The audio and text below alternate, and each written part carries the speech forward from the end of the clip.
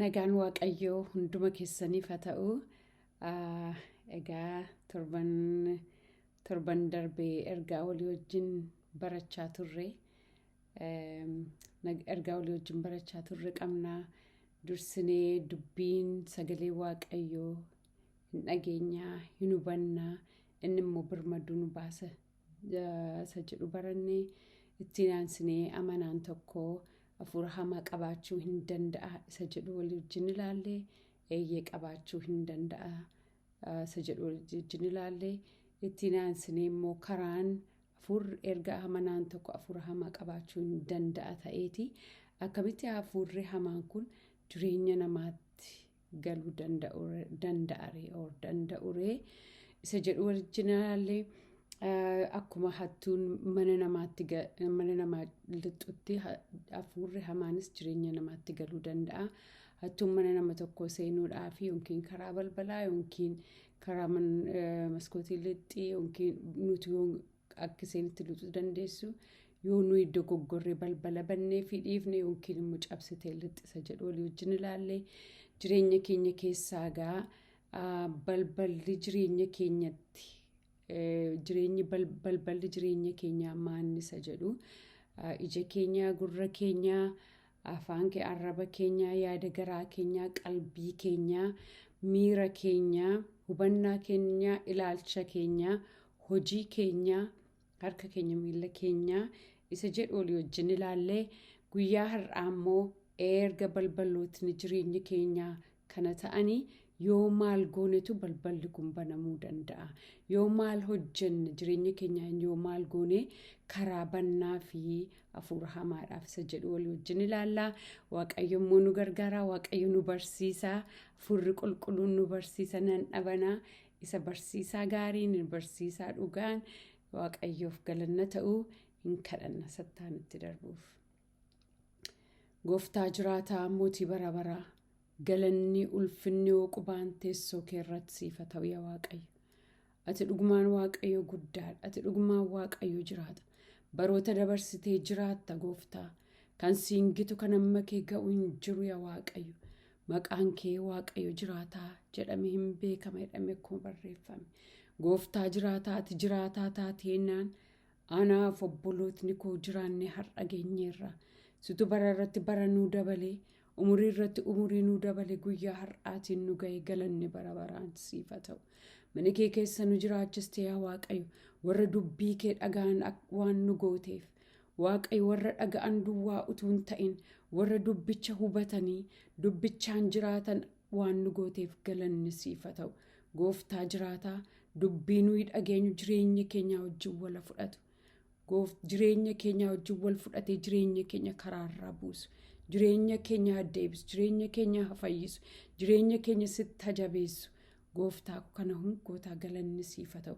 Hafuurri kee qulqulluu waan nu barsiisuuf gooftaa galanni bara baraan siif haa ta'u. Maqaa gooftaa Yesuus Kiristoosiin. Ameen. Egaa dubbii keenyatti darbuudhaafi akka bu'uuraatti yookiin akka bu'uuraatti kanan fudhadhee wanta 10 akka laallu. Wanta 10 jireenya keenya keessaaf jireenya keenya hafuura hamaadhaaf saaxiluu danda'u yookiin hafuura hamaadhaaf karaa banuu danda'u isa jedhu walii wajjin ilaallaa. Wanta 10 walii wajjin ilaallu.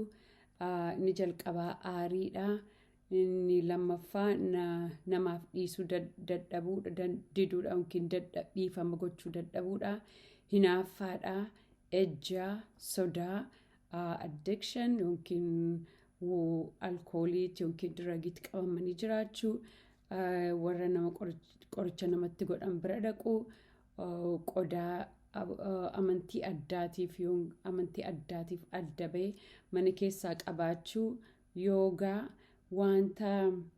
wanta itti yaadin dubbatan, wanta afaan namaa keessaa ba'u, hama. Wanta 10 kana walii wajjin ilaallaa. Waaqayyo nu barsiisaa. Hamma Waaqayyo hafuurri Waaqayyo naa ibsee hamma inni na barsiisee isiniin wajjin hirmaachuun barbaada. Gooftaan nu barsiisa. Haleluuyaa. Egaa jireenya keenya maaltu hafuura hamaadhaaf banuu danda'a? Isa jedhu jireenya keenya hafuura hamaadhaaf banuu kan danda'u cubbuudha. Cubbuun wandumaa walitti qabatee jira. Cubbuun teeritorii seexanaati yookiin daangaa seexanaati cubbuun. Waaqayyo qulqullummaatti akka jiraannuuf nu waame malee cubbuudhaa wajjin wal maknee akka nu jiraannuuf cubbuu akka nu hojjennuuf nu waamne. Kanaaf yeroo dhaqnee cubbuu hojjechuutti kaanu Waaqayyo iddoo inni keessaa nu baasetti deebinee daangaa Waaqayyo keessaa nu baasee ofitti nu bute kan isaa keessa nu kaa'e keessaa baaneetu daangaa seexanaa keessa lixnaa jechuudha. Yeroo daangaa seexanaa keessa lixnu akka nama daangaa nama hamaa yookiin xalaata daangaa sana keessa lixuu taana jechuudha. Kanaaf cubbuun waan karaa nuyi ittiin hafuura hamaadhaaf jireenya keenya banuu dandeenyu. Cubbuu kana yeroo cubbuu hojjennu yeroo hundumaa qaawwaa seexanaaf laanna. Karaa seexanaaf bannaa jechuudha. Yeroo cubbuu kan nuyi hojjennu barbaannee hojjennaa, fedha keenyaan hojjennaa yookiin immoo dogoggoraan cubbuu hojjechuu hin dandeenya.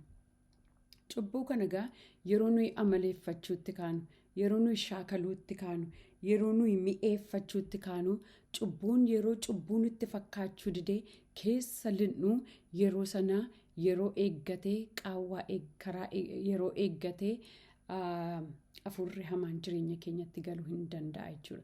Cubbuu kan nu hojjennu fedha keenyaan hojjenna. Sagalee Waaqayyoo keessaa Roomee keessaa maal jedhaa? Bu'aa dhagna keessanii irratti cubbuu hin moosisinaa. Bu'aa dhagna keessanii isa du'e keessattidha. Bu'aa dhagna keessanii isa du'e keessatti. Maaliif yeroo Kiristoositti amannu jireenya keenya Kiristoosii wajjin, inni cubbuu hojjete Kiristoosii wajjin awwaalamee du'ee du'aa ka'eera. Nuyi warra lammaffaa dhalatan jechuudha. Kanaaf dhagna keessan kana irratti cubbuu hin moosisinaa nuun jedha sagalee Waaqayyoo. Bu'aa dhagna keessanii bu'aa dhagna keessanii mi'a qajeelummaa gochuudhaaf harka Waaqayyoo jala of galchaadha. Maaloo bu'aa dhagna keessanii, bu'aa dhagna keenyaa, qaama keenyaa, harka keenya, miila keenya, jireenya Waaqayyo nuuf kenne kana bu'aa dhagna keessanii kana maal godhaadha? Harka Waaqayyoo jala galchaa mi'a qajeelinaa gochuudhaaf harka Waaqayyoo jala galchaa nuun jedha dubbiin sagalee Waaqayyoo. Kanaaf Waaqayyo qulqullummaatti akka nuyi jiraannuuf nu waame. Kanaaf jireenya keenya bu'aa dhagna keenya qulqullummaatti eeggachuun anaaf isinirraa eegama jechuudha. Yeroo nuyi kana gochuu dhiisnee cubbuutti kufnu, cubbuu shaakaluutti kaanu hafuurri hamaan jireenya keenyatti karaa argata jechuudha. Kanaaf isa kana keessaa inni jalqabaa aariidha. Aariin jireenya namaa miidha. Aariin jireenya ofii nama aaru sanaa duwwaa utuu hin ta'in jireenya namoota naannaa keenya jiraatanii, jireenya yoo maatii qabna ta'e jireenya ijoollee keenyaa, jireenya haadha manaa keenyaa, jireenya abbaa manaa keenyaa, lafa hojii keenyatti yoo ta'e warra nuyi walii wajjin hojjennu aariin jireenya keenya duwwaa miidhatu hin ta'in jireenya namoota naannaa keenya jiranii miidha. Kanaaf aariitti akka nuyi qabamne jiraannu Waaqayyo hin barbaadu, fedha Waaqayyoo miti. Aariin cubbuudha. Aariin gara cubbuuttis immoo nama geessa. Efesoon 4:26 yoo ilaalle yoo aartan iyyuu aariin keessan gara cubbuutti isin hin geessin jedha. Maalidha? Yoo aartan iyyuudha. Hin aartuu garuu yoo aartan iyyuu aariin keessan gara cubbuutti isin hin geessin. Utuu aariitti jirtanis aduun isin duraa hin lixin jedha. Maaliif yoo aariitti jiraattanii dhiyeessin isinitti bari'e karaa argata seexanni. Karaa laannaaf diina keenyaaf yeroo aarree dhiifama walii gochuu dinnee yookiin abbaa itti aarree sanatti dubbannee hiikkachuu baannee yeroo nuti aarii keenya dhandhee fudhannu inni karaadha seexanaaf. Silumayyuu isin naanna'ee aada seexanii waan jedhuuf naannaa keenya waan jiruuf waan nu adamsuu fi yeroo nuyi karaa bannuu fi carraa argata seexanii.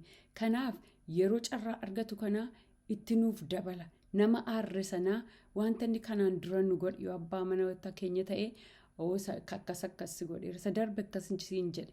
Isa darbe immoo nutti dabala.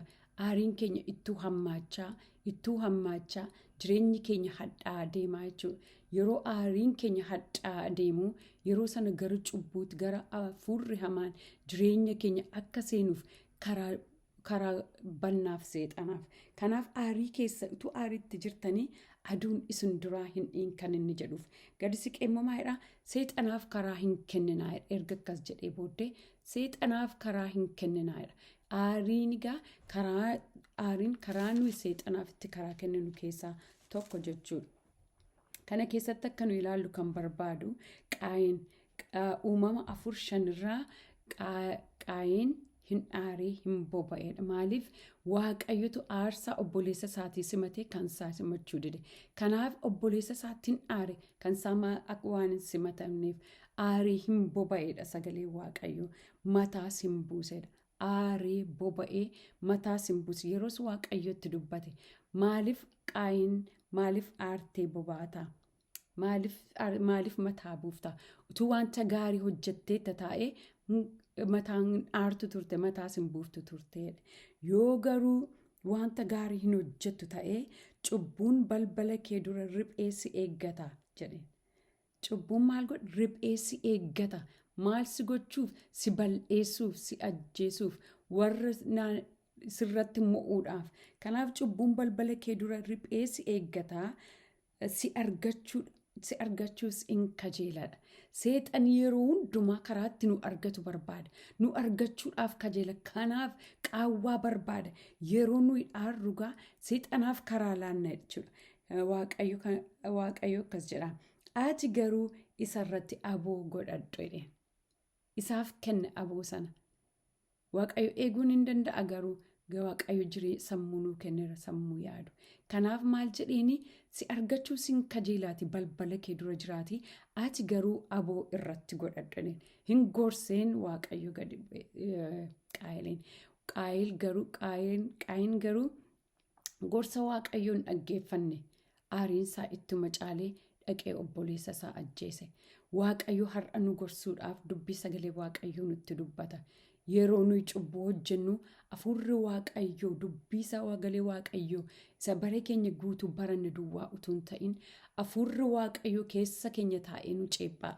Yeroo nuyi cubbuu si'a tokko jalqabnu nutti dubbata hafuurri Waaqayyoo sirrii akka hin taane qajeelaa akka hin taane akka nu irraa deebinu nutti dubbata. Deddeebi'ee nutti dubbata. Yeroo nuyi deddeebinee isa dhaggeeffachuu dhisne deddeebinee cubbuu hojjennu hafuurri Waaqayyoo nu dhiisee adeema. Yookiin immoo Waaqayyo karaa raajota isaa nutti dubbata. Isaanis dhaggeeffachuu dandee yeroo nuyi cubbuu ammasitti deebinee hojjennu hafuurri Waaqayyoo nu dhiisee yeroo deemu hafuura hamaatti saaxilamna jechuudha. Kanaaf aarii keessanitti aduun hin dhiinnu jedha sagalee Waaqayyoo. Seexanaaf karaa hin kenninaadha. Inni lammaffaa immoo namaaf dhiisuu dadhabuu. Namaaf dhiisuu dadhabuun cubbuutti nama geessa. Namaaf dhiisuu dadhabuun jibba jireenya namaa keessatti ora. Jibbi kan Waaqayyoo miti. Namaa dhiisuun amantii kiristaanaa keessaa isa jalqabaati. Waaqayyo nuuf dhiisuu barbaade nuyi wanta cubbamneef wanta dubbii sagalee Waaqayyoo dinnee isarratti kaanee fi Waaqayyo namoota ofitti araarsuudhaaf jedhee dhiifama nuu gochuudhaaf jedhee Yesuus Kiristoosiin dabarsee gara biyya lafaatti erge. Kanaaf dhiifamni bu'uura amantii kiristaanaa waan ta'eef amanaan tokko yeroo namaa dhiisuu dadhabu kun hafuura Waaqayyoo irraa miti. Kanaafituu yeroo namaa dhiisuu dadhabnu jibbatu keessa keenyatti guddachaa deema. Keessi keenya hadhaataa. Nama sana arguu jibbina. Nama sana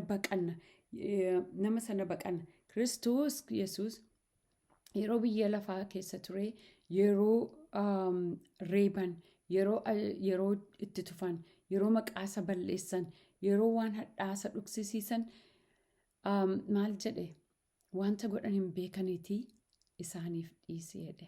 Haaleluyyaa. Maal jedhe wanta godhan hin beekaniitii dhiisiif jedhe malee ijaa san baane. Jara sana ijaa bahuudhaaf hin yaanne. Kanaaf gooftaa Yesuus nu barsiisa. Waaqayyo nu barsiisa. Nu dhiisuudhaan nu barsiisa Waaqayyo.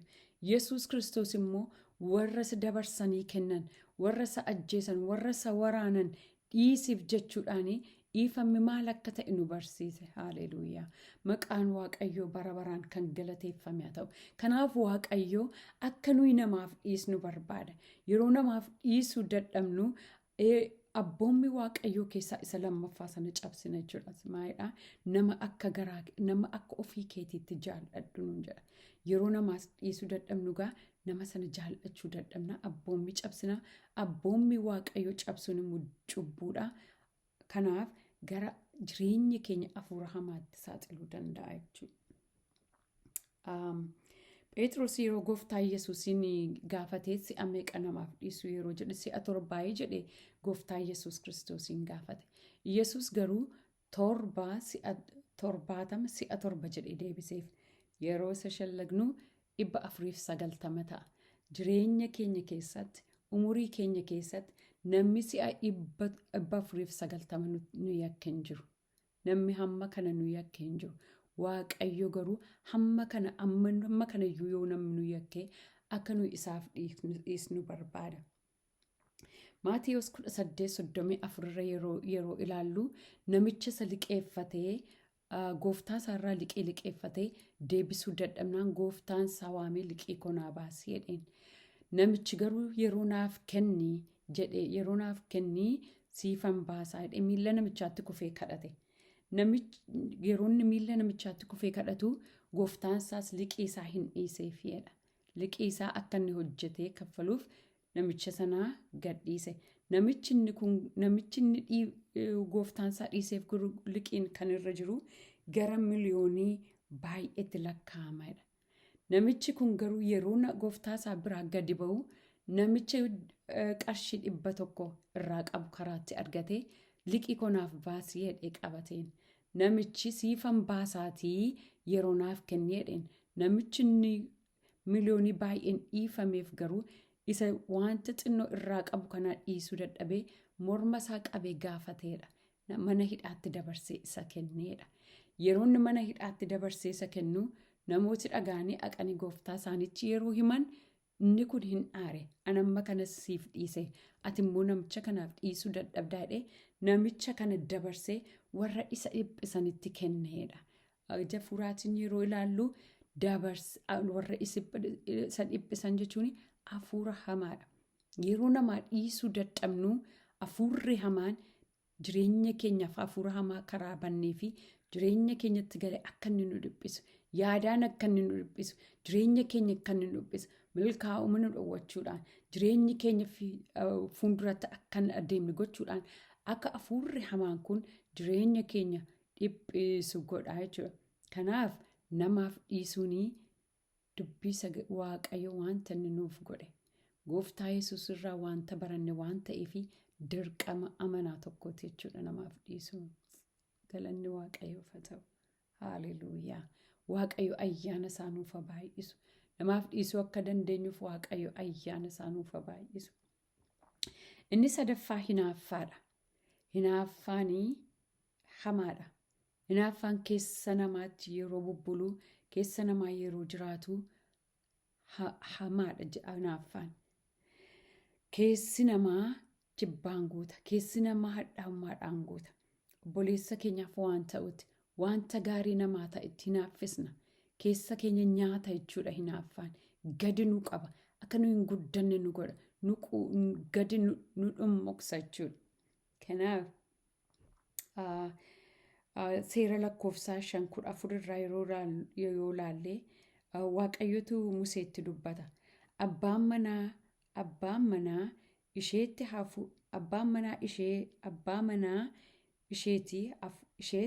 hafuurri hamaan galee haadha manaa isaa ishee of xureessite hin hinaafaa'edha.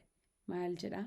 Hafuurri hamaan itti galee haadha manaa isaa ishee of xureessitetti in hinaafa. Yookiis immoo utuma haati manaa isaa of hin xureessin hafuurri hamaan itti galee hafuurri hinaaffaadha.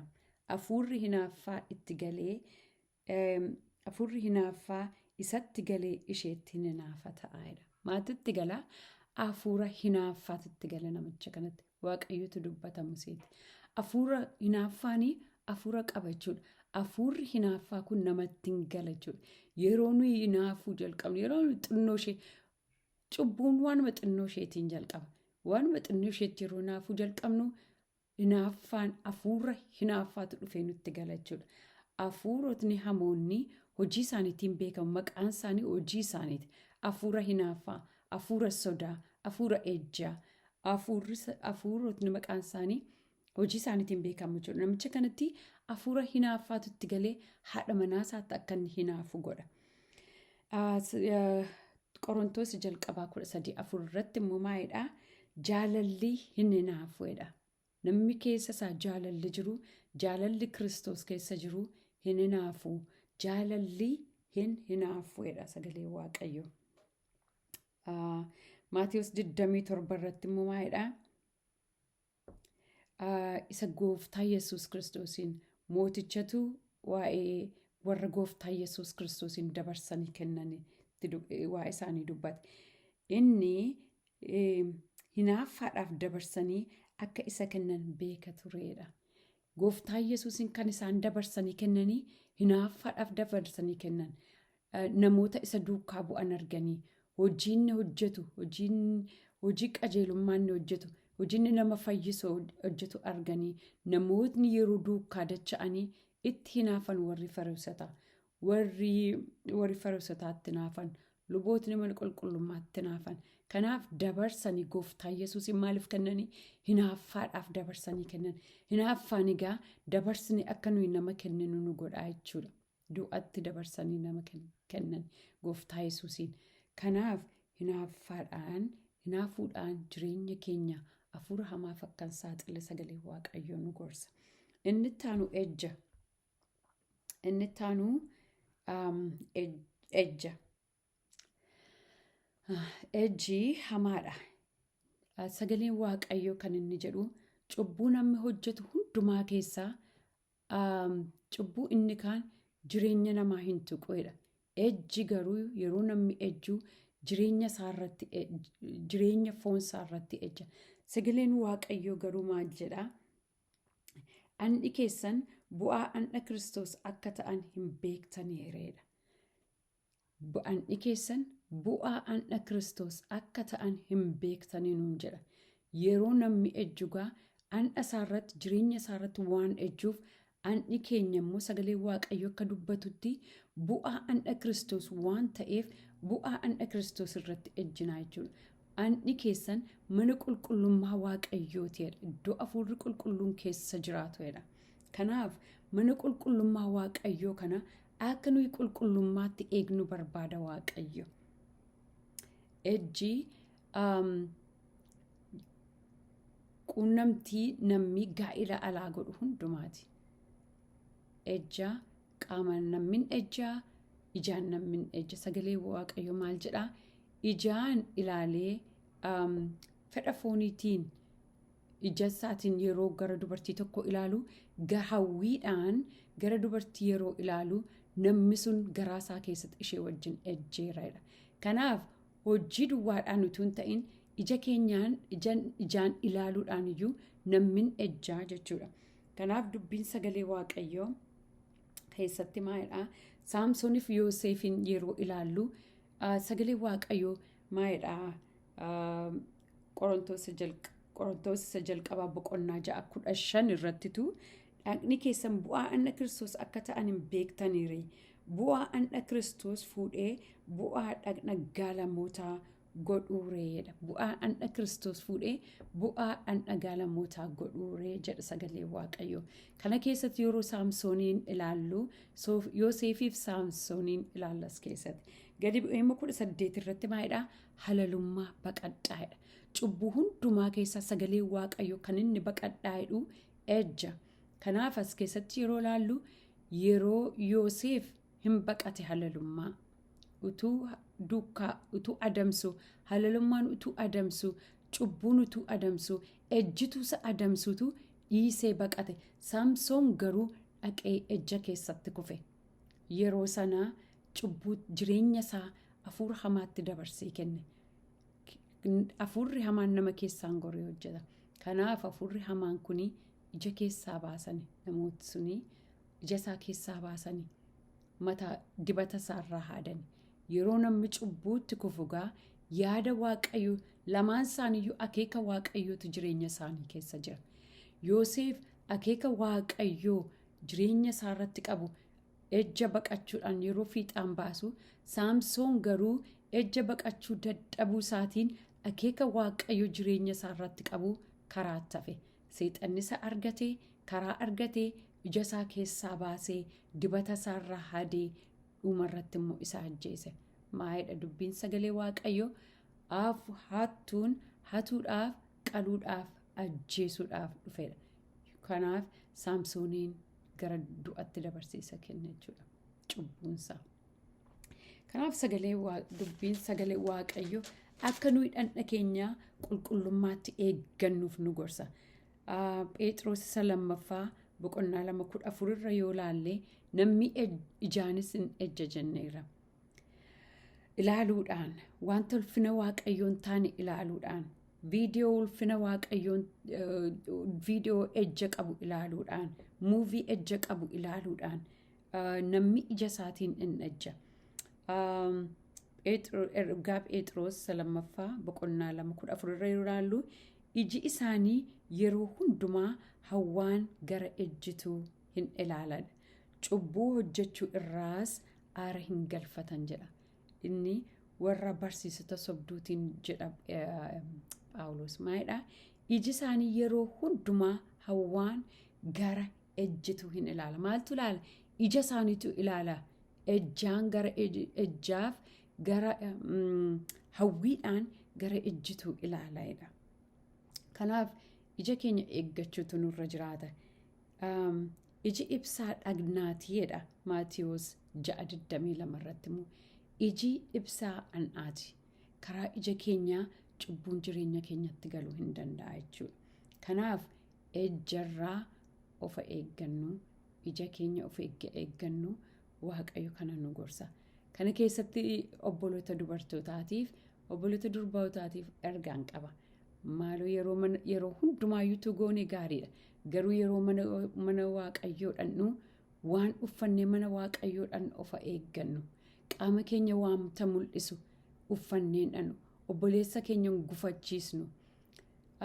Obboleessa keenya mana waaqayyoo keessaa hin hariinu. Qooda mana waaqayyoo dhaqanii ejjanii galanii cubbuutti kufanii galanii aquudhuma namni filatu jira jedheetan yaada. Kanaaf dubartoonni jireenya keenya haa eeggannu, wayyaa keenya haa eeggannu, surree namatti maxxanu, taayitii qamisii namatti maxxanu, qoma keenya kan mul'isu uffannee mana waaqayyoo hin dhannu. Obboleessa keenya gufachiisnu, jireenya obboleessa keenyaa dabarsinee harka seexanaatti laannu of eeggannaa adaraa isin gaafadha. Egaa waaqayyo kanaan akka of eeggannu barbaada. Inni 5ffaa immoo sodaadha. Sodaan kiyyoodha sagalee waaqayyo. Sodaan namaa kiyyoodha. Sodaan jireenya namaa keenyatti yeroo galu yeroo baay'ee sodaan kan jireenya namaatti galuu danda'u wanta nurra ga'e yookiin immoo wanta nu biratti namarratti ga'e sanaanii sodaansuu ta'e jireenya keenya qabachuu hin danda'a. Kanaaf waaqayyo Ximootiyoos 2:1-7 maalidha? Waaqayyo hafuura sodaa isiniif hin kenninedha. Kanaaf hafuura sodaa isiniif hin kennine. Hafuura maaliif malee? Hafuura humnaa, hafuura jaalalaaf, hafuura of qabu malee hafuura sodaa isiniif hin kenninedha. Kanaaf hafuurri sodaa hafuura seexanaati jechuudha. Waaqayyo nu haa hiiku. Kanaaf akka nuyi sodaan sagalee waaqayyo maalidha? Nama sodaatinaa jedha.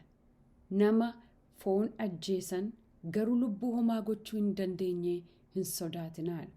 Waaqayyo isa lubbuuf foon ajjeesuu danda'u isa sodaadhaa malee nama hin sodaatinaadha. Haleluuyaa. Nama sodaachuun kiyyoodha. Kanaafi sodaan jireenya keenya akka hin qabanneef namni tokko mana keessa qophaa taa'uu sodaata. Namni tokko makiinaa oofuu sodaata. Kun hundumtuu hafuura sodaate jechuudha. Waaqayyo immoo kanarraa nu hiika. Dubbiin sagalee Waaqayyoo yeroo nutti dubbatu nu hiikuudhaaf nutti dubbata. Akka nu jireenya keenya ittiin qoru. Yoo cubbuutti kufnee jirra ta'e immoo akka irraa deebinuuf nutti dubbata malee nu cepha'uudhaaf nutti hin dubbatu dubbiin sagalee Waaqayyoo. Inni ja'affaan immoo diragii yookiin alcohol addiction. Addictioniin itti qabamanii jiraachuudha jedheetan amanaa addictioniidha. Iddoon hojjedhuuti namoonni baay'een alkooliitti diragiitti addictedii warri ta'anii hin dhufu. Tiriitimentii lixanii ba'uu ammasitti deebi'uu hin ba'uu haqanii deebi'anii dhuguu mana qorichaa dhufuu tiriitimentii dhaquu saayikalii kana keessa jiraatu. Kun hafuura hamaadha. Tiriitimentiin hafuura hamaa nama keessaa baasuu hin danda'u. Kanaaf akka nuyi wanta tokkottiyyuu addicted hin taane akka nuyi wanta tokkottiyyuu qabamnu hin barbaadu Waaqayyo. Akka nuyi isa jala of galchinu hin barbaadu. Wanti nuyi itti qabamnu gooftaa nurratti ta'a. Nu bita, jireenya keenya bita, qalbii keenya bita, yaada keenya bita. Yoo isa goone malee nagaan argannu. Keessa keenyaa nu dhiiba, wanta keessa keenyaa nu dhiibutu jira. Akka nuyi dhandhee wanta sana goonuuf. Maaliif gooftaa nurratti ta'a jechuudha. Waaqayyo garuu gooftaa biraa hin qabaatinaa nuun jedha. Waaqa biraa hin qabaatinaa nuun jedha. Kan nurratti immoo Waaqayyo duwwaa ta'utu irra laata.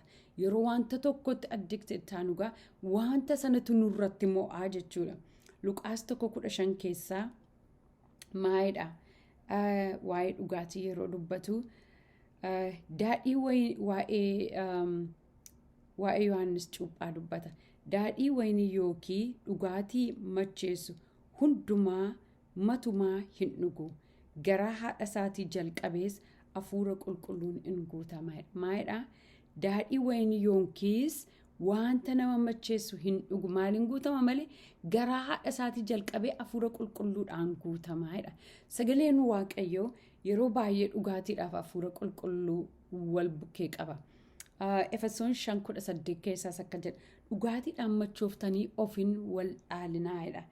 Isaanis of hin bal'eessinaadha. Maayidha. Dhugaatiidhaan machooftanii of hin wal dhaalinaa. Isaan machooftaniif wal dhaalinaa. Isaanis of hin bal'eessinaa. Baay'een dhugaatiidhaan of bal'eessaniiru. Baay'een diragiidhaan of bal'eessaniiru. Baay'een ittiin waggaa keessatti kan ittiin dhuman. Alkooliidhaan kan du'an. Diragii overdoosiidhaan kan du'an baay'eedha. Kanaaf ittiin of hin bal'eessinaadha. Namni baay'een ittiin of balleessa. Si'a tokko erga dhaqee keessa lixee keessaa bahuu dadhaba. Kanaafitu tiriitimentiitti ergama. Tiriitimentiin sun garuu homaa gochuu hin danda'u. Maaliif isaan qabatee dhugaatii sanaan qabatee kan irratti immoo hafuura hamaadha waan ta'eef hafuura hamaa kan baasuu danda'u hafuura Waaqayyoo duwwaadha. Kanaaf saayikalii sana keessa utuu jiraatanii ittiin jireenya isaanii biyya lafaarraa darba. Yoo Waaqayyo qaqqabee isaan baase malee. Kanaaf gaa suusii kanatti akka nuyi qabamnee jiraannu hin barbaadu. Wanti biraa akka nurratti immoo hin barbaadu. Dhugaatii duwwaa miti. Feesbuukii yoo ta'e waan adda addaa wanti nuyi ilaallu akka inni jireenya keenya qabatu akka inni sammuu keenya garboonfatu hin barbaadu Waaqayyo. Qanii tokko feesbuukiin banadhee feesbuukiin namni of qabuu hin danda'a yoo ta'e sookii waan gaariitu irraa ilaalama waan baay'ee irraati ilaalama an garuu banadheedhuma isarraa ka'uun dadhabee footoo namaan ilaalaa gaafa ilaalu Waaqayyo irraa adda na baasuutti ka'e lafa hojii yeroo naquu lafa lixuun jalqaba harki koo kan inni dhaqu feesbuukii bala maal ilaalaa piikchariin dhuma namaa ilaaluudhaaf gaafa ilaalu Waaqayyo irraa adda na baasuutti ka'e yeroo kadhannaa koo na jalaa nyaachuutti ka'e mana koo keessatti mana koo jeequudhaaf ka'e achumaan jira garuu ofirraan cufee jechuudha. Kanaaf wanti tokko yeroo itti deddeebi'utti kaanu jireenya keenya of hin qabnu. Kanaaf itti of qabaadha sagalee waaqayyo. Dammaqaa of qabaadha Phexros 5:8 keessatti. Of qabaa kanaaf jedha. Yeroo of qabu dadhabnu gaa an'ee keessatti kufna jechuudha. An'ee cubbuu sana keessatti, an'ee addikshinii sana keessatti kufna yeroo of qabu dadhabnu. Kanaaf itti sagalee waaqayyo maalidha? Of qabaanuun jedha. Haaleluyyaa. Maqaan waaqayyoo haa eebbifamu. Torbarra geenyeerraa dafeen fixu yaalaa. Torbaa warra qoricha namatti godhan bira dhaqu. Namooti baay'een amanaa ta'anii, kiristiyaana ta'anii mana sagadaa dhaqaa namoota warra qoricha namatti godhan bira immoo dhaqu. Kun dubbii sagalee waaqayyoo wajjin faallaadha. Waaqayyoof hafuura xuraadhaaf namni bitamuu hin danda'u. Waaqayyoof seexanaaf namni bitamuu hin danda'u. Kanaaf waaqayyo akka sarraa of eeggannu barbaada. Qodaa amantii addaatiif adda ba'e. Biyya adda addaa dhannee waa bitannee gala wanta biyya sana keessaa. Qodaan sun garuu maal akka ta'e hin beeknu. Mana kiristaanota baay'ee keessa yoo argitanii namoota biyya kanaa jechuudha. Surraa dubartii hinduu warra hinduizimii amantii kanatti ni ane mana isaanii keessatti hin arga namootaan beeku jechuudha. Suni mana isaanii keessa maal galfatanii? Hafuura hamaa galfatan. Hafuurri hamaan mana isaanii keessa taa'ee jireenya isaanii jeeqa. Fayyaa isaanii nyaata. Nagaa isaanii nyaata. Manootan keessatti arga kana lamaan keessatti jeeqamaadha jireenyi isaanii. Fayyaan isaanii jeeqamaadha. Nagaan isaanii jeeqamaadha. Kanaaf yeroo wanta mana keenya keessa jiru ilaaluutu nurra jiraata. Iddoo biraatii binnee wanta finne mana keenya keessa keenyu ilaaluutu nurra jiraata jechuudha. Ergamoota 19 keessaa warri Efesooniin dubbata. Isaan keessaa warri qoricha namatti gochaa turan macaafota ittiin hojjechaa turan walitti guuranii fuula hunduma isaanii duratti hin gubanedha. Duraan qoricha namatti gochaa warri turanii amma dubbii sagalee waaqayyoo dhagaanii yeroo amananii qodaa isattiin qoricha namatti gochaa turan maal godhan walitti qabanii guban jechuudha. Maaliif qodaan sun qodaatti hamminni hojjetamu, qodaatti jal'inni hojjetamu, qodaatti lubbuun namaa ba'u, qodaa itti namni karaarraa ittiin deebi'u, qodaatti hafuurri hamaan hojjetamu waan ta'eef maal godhan hin gubanii jedha. Haaleluyyaa. Hin gubani, hin bal'eessani. Mana isaanii keessaa guuranii bal'eessani. Haaleluyyaa. Mana keenya keessa wanta jiru, wanta yaannu yoo jiraate gadi baasnee haguun maaliifi qodaan sun mana taa'ee hafuurri hamaan qodaa sanarra taa'ee jireenya keenya acuucuu hin danda'a jechuudha. Yeroo mana qaalluu dhannu jireenya keenya hafuura hamaatiif saaxilla jechuudha.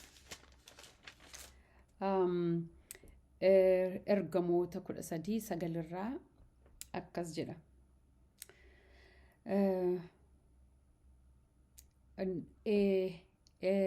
Namicha biyya bulchuu fi namicha qoricha namatti godhu tokkotu ture. Phaawulosiif Barnaabaas yeroo isaan lallabanitti namichi biyya bulchu suni sagalee isaan lallaban sagalee dubbii waaqayyoo dhaga'ee qalbiin isaanii gaafa ta'u yeroo argu namichi qoricha namatti godhu kuni gidduu lixuu seene. Akka inni amanne gochuudhaaf gidduu lixuu gaafa inni seenu Phaawulos hafuura qulqulluudhaan guutamee ija namichi qoricha namatti godhu sana keessa ilaalee ati ilma seexanaa jedheen. Haaleluyyaa. Ati eenyuti? Ati ilma seexanaati jedheen.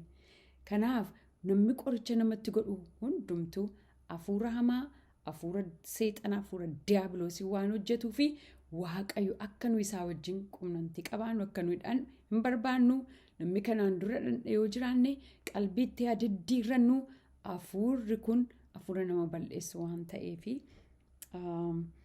inni 8ffaan immoo yoogaadha.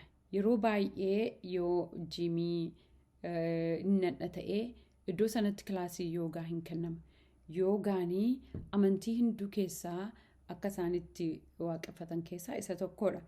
Yoo an eegu gulgoonee ilaalle yoogaa jechuun to be yoked jechuudha.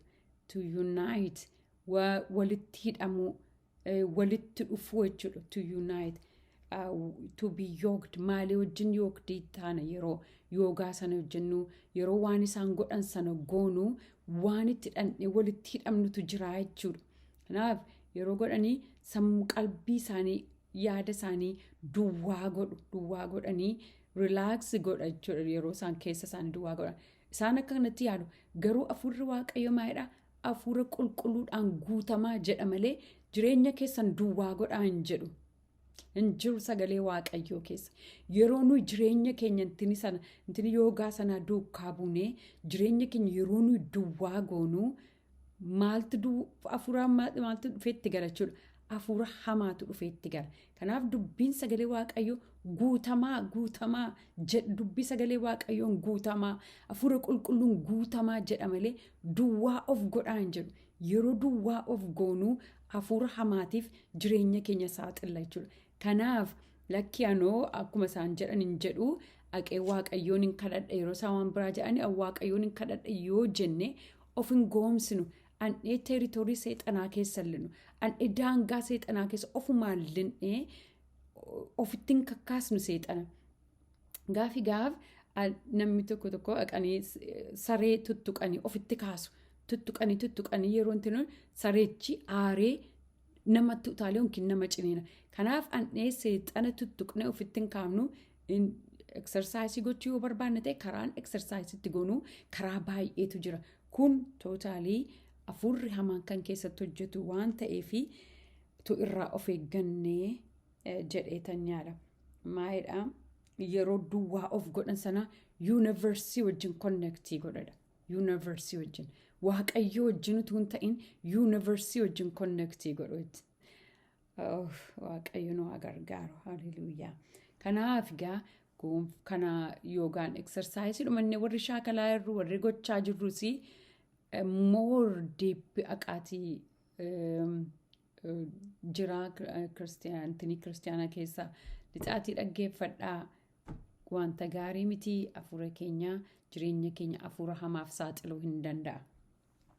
Salgaffaan qaatan fixee salgaffaan immoo waan utuu itti yaadan dubbatnuudha. Waan utuu itti yaadin.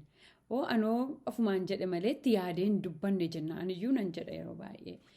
Maal dubbannaa wanta baay'ee utuun akkas ta'e waaqayyotu akkas na goote ofirratti dubbannaa namarratti dubbannaa ijoollee keenya irratti dubbannaa abbaa manuutii irratti dubbannaa namarratti dubbanna utuu yaadin garuu wanti nuyi utuu itti yaadin dubbannu hamaadha. Jireenya keenyaaf hamaadha. Warra irratti dubbannuuf hamaadha. Ijoollee keenyaaf hamaadha. Fakkeenyaaf abaarsoo abbootiin keenya haadhotiin keenya jenereeshinii abaarsaa keessatti guddanne nuyi. Isaan garaa isaanii keessaa yoo nuun abaarin malee abaarsi sun jireenya keenya irratti dhiibbaa uuma. Maaliifii Maatiyos 12:36 akkas jedha. Namni dubbii yaada malee afaan isaanii keessaa ba'u hundumaatti gaafatamanii guyyaa firdiitti deebii deebisuudhaaf jiruudha. Maal jedha? Namni dubbii yaada malee afaan isaanii keessaa ba'e hundumaatti yaada malee jechuudha. Utuu itti yaadin carelessly utuu itti yaadin wanti nuyi dubbannu gatii nu baasisa. Jireenya keenya gatii baasisaa. Mana keenya gatii baasisaa. Gaa'ila keenya gatii baasisaa. Ijoollee keenya gatii baasisa. Kanaaf arraba keenya haa eeggannu. Wanta afaan keenya keessaa bahu haa eeggannu. Fakkeenya 18:20 irraa maalidha? Namni ija wanta gaariin inni afaan isaa keessaa ba'u godhatuun hin quufa'edha. Maaloo ija gaarii yeroo wanta gaarii afaan keenya keessaa baafnu ija inni godhatu sanaan hin quufnedha. Hin quufa'edha. Wanti gaariin yeroo afaan keenya keessaa ba'u ija gaarii godhatee achi as deebi'a. Jireenya keenya irratti yeroo waan gaarii dubbannu ija gaarii godhata jireenya keenya keessatti. Yeroo ijoollee keenya irratti wanta gaarii dubbannu ijoollee keenya irratti ija gaarii argina. Kanaaf oppozitiin isaa yeroo wanta hamaa dubbannu ija hamaa godhata jechuudha. Wanti hamaa nuyi dubbannu ija hamaa godhata. Kanaaf iji hamaan sun immoo hamaadhaa jireenya keenya bal'eessaa jechuudha. Dubbii arrabni isaa dubbatuunis dharraa hin baay'edha. 21 irratti maalidhaa? Duunniif jireenyi aboo arrabaa jala jiruudha. Warri isa jaallatan ija isaa hin nyaatu. Maaloo duunniif jireenyi aboo arrabaa jala jiruudha. utuun du'e utuun kana ta'e utuun maal ta'e jechuun hamaadha jireenya ofii irratti. Maaliif yeroo nuyi afaan keenya keessaa baafnu waaqayyo duwwaatu nu dhagaatu hin ta'in hafuurri hamaanis nu dhagaa balbala keenya irra riphee nu eeggata akkuma adurreen hantuuta eeggatu yeroo sokossuu adurreen yeroo hantuuti sokossuu dhageessu gurra seeqeensitii itti siqaa deemtii riphxee eeggatti yeroo fucha agartu hin qabatte jechuudha. Kanaaf seexannis yeroo hundumaa riphee waan nu eeggatuu fi wanta afaan keenya keessaa bahu irratti hin utaala. Akkuma adurreen hantuutatti utaaltu afaan keenya keessaa wanta bahu irratti utaalee ija maalii nuu kennaa? Ija hamaa nuu kenne nutti agarsiisa sanuu dubbanne. Kanaaf adaraa wanta afaan keenya keessaa bahu haa eeggannu. Hafuura du'aa ofirratti waamnu. Baay'een hafuura du'aa ofirratti waamnu. Baay'ee hamaadha. Baay'ee hamaadha ofirra du'aa ofirratti waamuun. Utuun du'e, utuun bade, utuun kana ta'e, utuun dhalachuu baadhee wanti jedhamu tu dhalachuu baatte wanti ijoollee keenyaan jennu baay'ee hamaadha. Afaan keenya haa eeggannu adaraa. Inni kurnafaaf inni dhumaa wanta baay'ee of keessaa qabaa hamaa hammi nama hamachuuni amala ta'eera. Namoota hundumaatiif amala warra biyya lafaa keessa jiraniif amala amantootaaf kiristaanotaaf amala ta'eera. Cubbuu ta'uunsaas hafeera. Kanaaf garuu nama hamachuuni namni nama hamatu amma obboleessa isaa ajjeese jedhama. Kanaaf arraba keenya nama hamachuurraa haa eeggannu. Maqaa namaa bal'eessuu, maqaa namaa xureessuu, maqaa namaa baasuu, hammina hundumaarraa of eeggannu.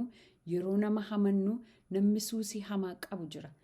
Yeroo dhuma ka'uu eewutti bilbilee sana dubbadhu suusii nutti hin ta'in. Hammi suusii namatti ta'a. Waa'ee namatti mi'aahami. Haasaa gara biraa haasaa qubna gararraa yeroo namni nama hamatu isatu caalaa namatti mi'aaha. Kanaafi suusii namatti ta'a hamachuun yeroo jalqabnu keessaa bahuu dadhabna. Ofirraa cabsuu dadhabna. Hafuurri hamaa nutti gala jechuudha. Kanaaf jireenya keenya eeggannu, arraba keenya eeggannu, yoo ofirratti hin beekne ta'e ofirratti argaa jirra ta'e haa dhiisnu. Waaqayyo immoo araara nuu fida. Egaa wanta baay'eedha yoo tarree galchinee Efesoon 4:25-32 irraa akka nuyi bakka seexanaaf karaa hin kenninaasa jedhu keessa jira. Wanta 9 tarree nuu galchaa. Roomee 1:29-31 wanta 22 tarree nuu galchaa. Amala biyya lafaa wanta ta'e waaqayyo amala biyya lafaa akka nuyi qabaannu hin barbaadu. Foon keenya jalaa Kiristoosii wajjin duuneerraa nuyi dhaloota haaraadhaa. Kiristoosiin fakkaanne akka nuyi jiraannu barbaada. Jireenya kiristaanummaa akka nuyi jiraannu barbaada waaqayyo waan ta'eefi amala waaqayyo keessaa nu baase amala biyya lafaa sanatti akka nuyi qabamne jiraannu hin barbaadu. Amala biyya lafaatti yoo qabamne jiraanne carraa hafuura hamaadhaaf kennuu hin dandeenya. Waaqayyo immoo nu gargaaraa keessaa nu baasa. Waan itti qabamnee jirru keessaa waaqayyo humni waaqayyo qabee nu baasa. Wanti keessa jirru yoo jiraate waaqayyo keessaa nu baasuudhaaf humna qaba. Gara fuulduraatti immoo isa baranne kanaan akka nuyi jiraannuuf dubbiin sagalee waaqayyo birmadummaa nama baasaa, nama hiikaa, boolla du'aa keessaa nama baasaa, wanta keessa jirru keessaa dubbiin sagalee waaqayyo, dhugaan sagalee waaqayyo, hafuurri waaqayyo nu baasa. Haaleluuyaa. Kanaaf nutti dubbata waaqayyo, nu fayyisuudhaaf nutti dubbata, nu deebisee nu dhaabuudhaaf, deebisee iddoo keenyatti nu deebisuudhaaf nutti dubbata malee nu ceepha'ee gannu qabuudhaaf nutti hin dubbatu. Waaqayyo maqaansaa bara baraan kan eebbifame haa ta'u. Waaqayyo isin haa eebbisu waan na dhaggeeffattaniif. Viidiyoon kun lammaffaa immoo inni ittaanu immoo kunii isa nuyi karaa nu ittiin seexanaaf karaa nutu banaa. Balbalicha nutu bana fedha keenyaan utuu hin beekin waldhaalummaadhaan isa nuyi bannuudha. Utuu nuyi hin beekin karaatti hafuurri hamaan fedha keenya malee utuu ni balbala isaaf hin banin akka hattuun cabsilee lixxuutti akka sanatti immoo hafuurri hamaan namatti galu akkamitti danda'a isa jedhu immoo viidiyoo sattaanutti walii wajjin ilaallaa. Adaraa dubbii sagalee kanaa namaaf qoodaa, walii wajjin dubbii sagalee waaqayyoo lallabnaa, hin barsiisnaa. Ana duwwaa dubbate yeroo nama tokko namaaf ergitanii nama sanatti immoo isin immoo dubbachaa jirtu jechuudha. Namoonni ittiin fayyanii, namoonni ittiin deebi'anii waliif qoodaa. Waaqayyo sina eebbisu. Subscribe immoo godhaa akka yeroon viidiyoo haaraa baasu akkuma sanaan argattanitti subscribe godhaa. Waaqayyo sina eebbisu. Isinin jaalladhaa. Maqaan waaqayyo bara baraan kan galateeffame haa ta'u. Kadhannee sagantaa keenya har'aaf hin jira eebbifame. Gooftaa jiraataa mootii bara baraa galanni siif haa ta'u. Ulfinni siif haa ta'u. Hafuura kee nu barsiiseef galanni siif haa ta'u. Gooftaa ati akkasumaan namatti hin dubbattu, nama deebisuudhaaf namatti dubbatta, nama cabsuuf namatti hin dubbattu, nama ceepha'uuf namatti hin dubbattu. Gooftaa ati nama deebisuudhaaf namatti dubbatta. Waaqayyo akkuma Qaayeenitti dhattee dubbatte dhiisi jettee akka inni deebi'uuf itti dubbatte. Gooftaa akka inni irraa ooluuf, du'a sana akka inni ooluuf itti dubbatte, badiisa akka inni ooluuf, akka inni obboleessa isaa hin ajjeefneef, dhiigee harka isaa akka hin taaneef itti dubbatte, hin gorsite. Waaqayyo hafuurri kee qulqulluun yeroo hundumaa nu gorsa. Dubbii keetiin nu gorsita, hafuura keetiin nu gorsita. Karaa raajotaa nutti dubbatta ati Gooftaa. Waaqayyo dabarsitee hamaatti nu laattu ati yeroo hundumaa ijoollee kee hin eeddaa. Galanni siif haa ta'u. Dubbii kee gara jireenya keenyaa dhufeef galanni siif haa ta'u. Yaa Waaqayyo namoonni cubbuu kanatti qabamanii jiraatan maqaa Gooftaa Yesuus Kiristoosiin humni isaan ittiin cubbuu kana keessaa ba'an isaaniif haa kennamu. Waaqayyo humni haa kennamuuf yaa Waaqayyo Gooftaa. Hafuurri hamaan cubbuu kanaan qabatee jireenya namaa dhiphisaa jiru yoo jiraate.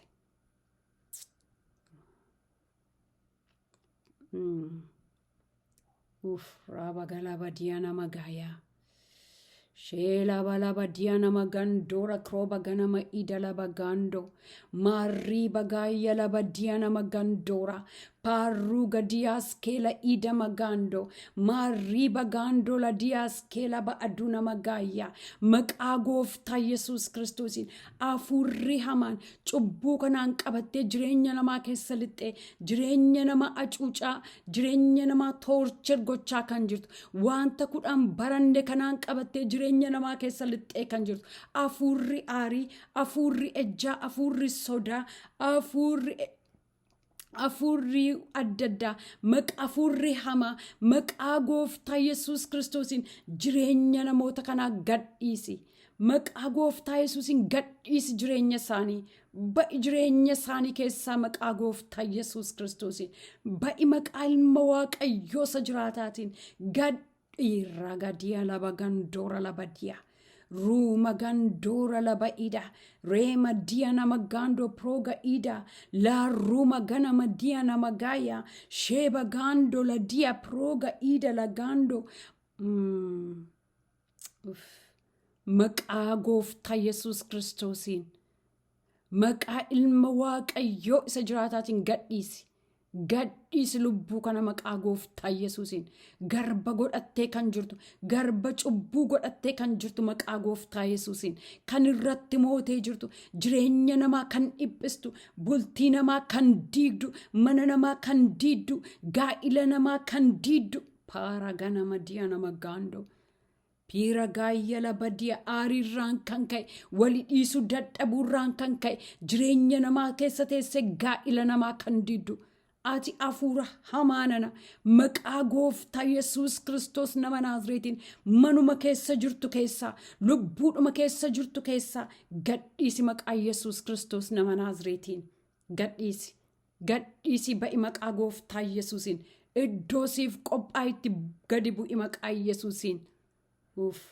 Aboof gooftummaa Yesuus Kiristoosiin sitti dhufna. Aboo isaatiif gooftummaa isaatiin sitti dhufna. Maqaa Gooftaa Yesuus Kiristoosiin gadhiisi. Gadhiisi maqaa Gooftaa Yesuusiin. Ibiddi Waaqayyoo si haa nyaatu. Maqaan Yesuus Kiristoos ibidda sitti haa ta'u. Gooftaa jiraata galanni siif haa ta'u. Ati birmaduu nu baasuudhaaf dubbii kee waan nutti dubbatteef galanni bara baraan siif haa ta'u. Yesuus ulfaadhu. Hafuura Waaqayyo jiraataa ulfaadhu. Bara keenya hundumaa siif akka jiraannuuf, siif akka abboomamnuuf jireenya keenya namummaa keenya gooftaa akka eeggannuuf dammaqnee yeroo hundumaa akka eeggannuuf cubbuutti akka hin kufneef ati tokkoon keenya nu gargaari yaa Waaqayyo. Balbala jireenya keenya eeggachuu akka dandeenyuuf arraba keenya eeggachuu akka dandeenyuuf ati nu gargaari. Jireenya keenya eeggachuu akka dandeenyuuf ati nu gargaari. Waaqayyo bara baraan maqaan kee eebbifamu, ulfinni siif haa ta'u maqaa gooftaa Yesuus Kiristoosiin. Ameen. Hallelujaa. Waaqayyo sina eebbisu. Sattaanutti ammoo wal arginutti torban eebbaa siniif haa ta'u. Nagaa Waaqayyooti. Bye.